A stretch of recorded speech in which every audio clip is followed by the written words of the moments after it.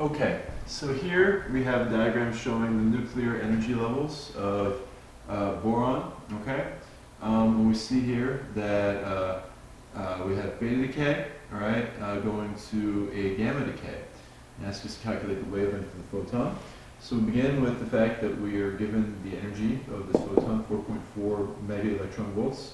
That's 4.4 times 10 to the 6th electron volts here, all right? Converting this into joules will allow us to calculate the frequency and the wavelength here of this photon. So we know that it's this many joules based on our conversion factor. 1 electron volt is equal to 1.6 times 10 to the negative 19 joules. All right, so the frequency, all right, that's just going to be equal to this energy divided by Planck's constant. We do that. We end up with this value, very, very high value, obviously, because it's gamma radiation. And then finally, for final answer here, the speed of light divided by this frequency, we end up with 2.8 times 10 to the negative 13 meters. Okay. Again, not perfectly rounded, but that'll do there. So, that tells us how much energy, the wavelength of the photon, which we wanted to get. Right, very, very short, high energy, right, with the gamma radiation. And the final piece here is that we have a maximum amount of kinetic energy, okay, that the electron can have. Now, obviously, it doesn't have exactly this amount because it has to share that energy with the carbon daughter particle and the neutrino.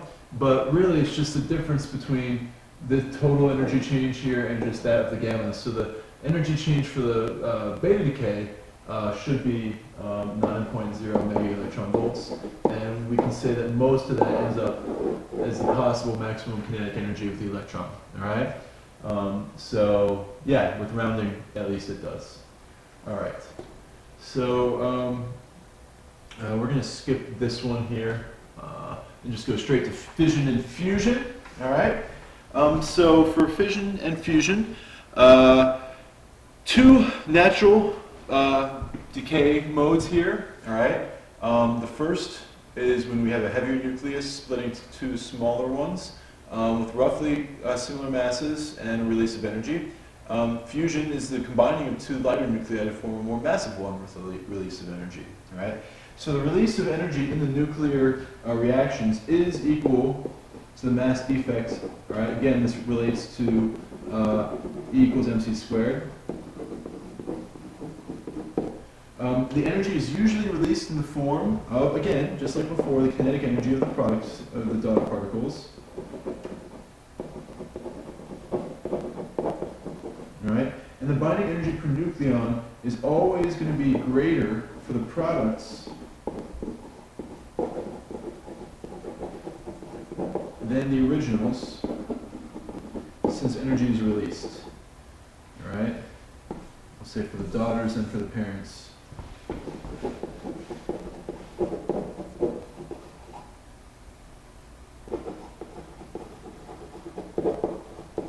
Since energy is released.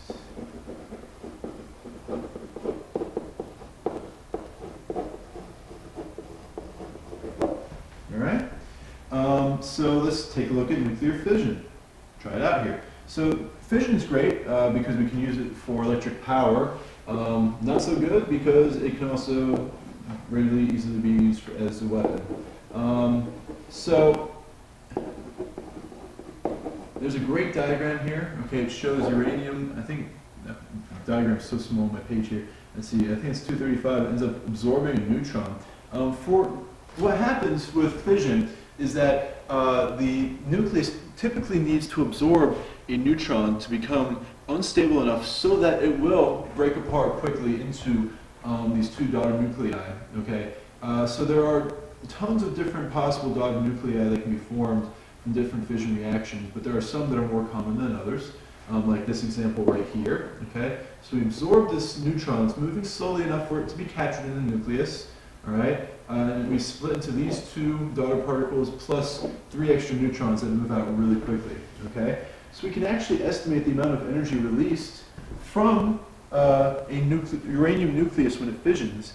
If you look at the fact that the original particle, if we consider just using binding energy, okay, this is our estimate, okay, the original, the uranium-235 nucleus has 7.5 megaelectron volts per c squared, and these daughter nuclei, okay, all right, they have approximately 8.5 megaelectron volts, okay, per nucleon. And if we compare, okay, how much this is, what we end up seeing here, right? This is a difference of 1, and even though there are a few fewer nucleons here, we get approximately, we can just go with 1 times 235. Okay, is the difference here, and that tells us approximately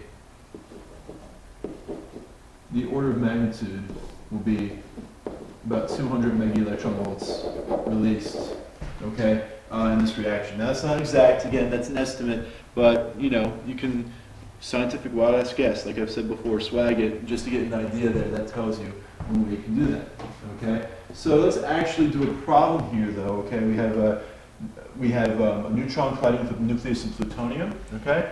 And the following fission reaction occurs. So first it says we have to determine the number of neutrons that are going to be produced, and then calculate the energy released. So, total number of nucleons that we have on both sides, this first side of the equation should be 240, and we should end up with 240 again over here. 140 plus 96 gives us 236, so we should know that we need 4 extra neutrons to go. And it's also good to check that the protons balance 94 here, 56 plus 38 is also 94. So 4 neutrons produced in this reaction, all right?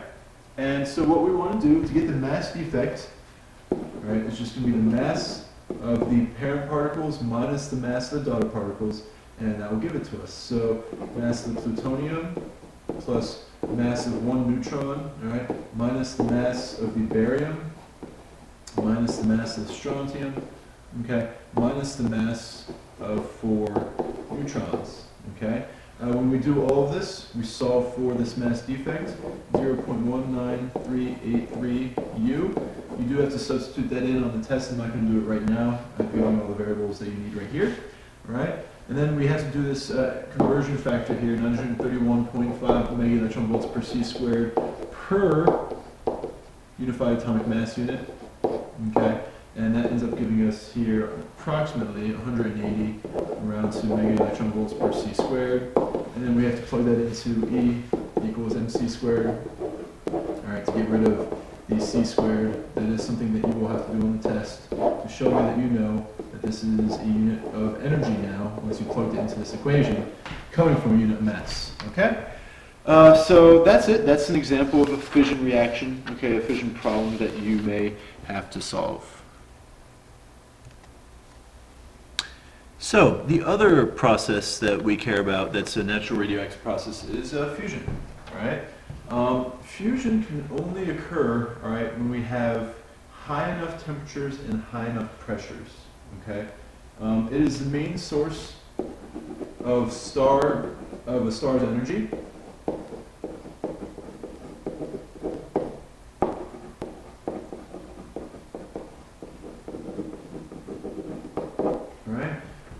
And so what happens is that you need really, really high temperatures and high pressures, okay? To review both of these, the high temperature is required to overcome the electrostatic repulsion, and the high pressure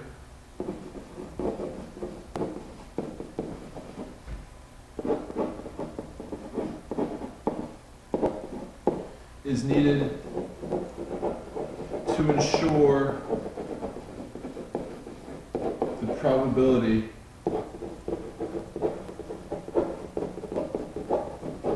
of fusion occurring. In other words, making sure that there are enough collisions that eventually a fusion reaction will actually happen, okay? So what we typically see, like in the sun, okay, is hydrogen going into helium, all right?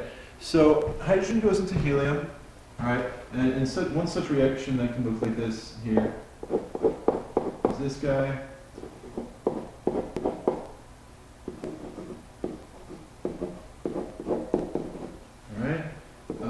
Producing helium and neutrons being emitted in this process. All right. This is the reaction that we have over here on the right. And if we calculate the energy that's released in this reaction, we have all of our masses over here. Again, we're just going to do that mass defect. Okay.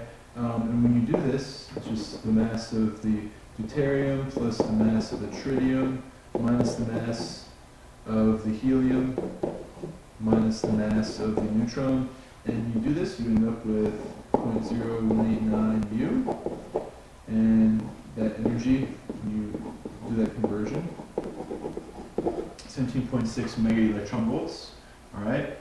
And this is quite high, actually, compared to other sources of, compared to fission at least. With 5 nucleons here, all right, the energy, at least per nucleon, is going to be on the order of 3.5 mega electron volts. And for fission,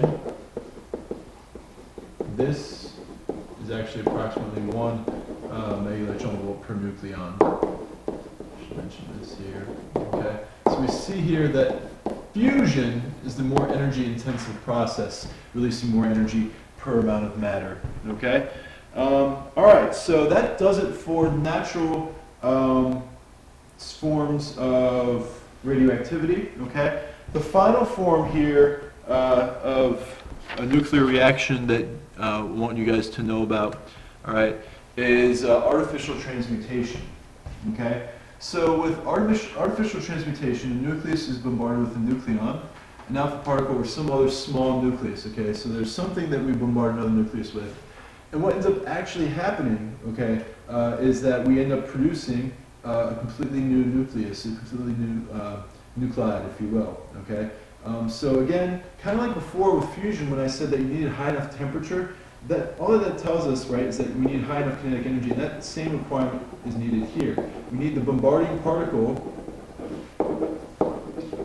So this is getting at almost alchemy in some ways, you know, that ultimate goal of transforming lead into gold. Obviously, you know, can't do that on a large scale, but it's possible, you know, I think it might be possible, you know, to do it for one atom, you know, in a controlled setting here.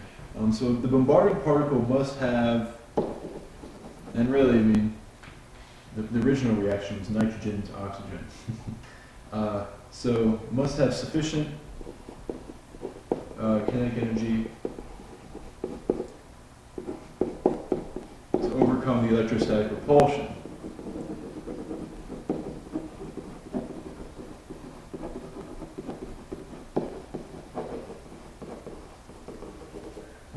So what we see here is if we, Rutherford, what he did actually was he bombarded at nitrogen gas with alpha particles and saw that oxygen protons were produced.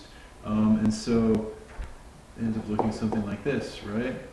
You know, proton is just a nucleus of a hydrogen atom, right? Make sure the numbers across the top for the nucleons and for the atomic numbers at the bottom, they all add up, and they do. We can also see that if we bombard lithium with a neutron, we can produce a radioactive isotope of hydrogen, which we know as tritium, all right, which we can use in fusion processes. We see here to balance this out, we need to have 7 nucleons over here, so we need to have 4 here, and we need to have 2 more over here, so that looks like a helium nuclide right there. So what we get, the cool thing is that we can produce isotopes, okay, anytime we do this. Okay, and that some of these isotopes are artificial. All right, and this is very important when it comes to producing specific isotopes for different chemical reactions, whatever. Maybe you can do this with artificial transmutation. All right, so that's it for this chapter, guys. As far as the notes, we're going to do some practice in class. Get you ready to take a test soon on this business. All right.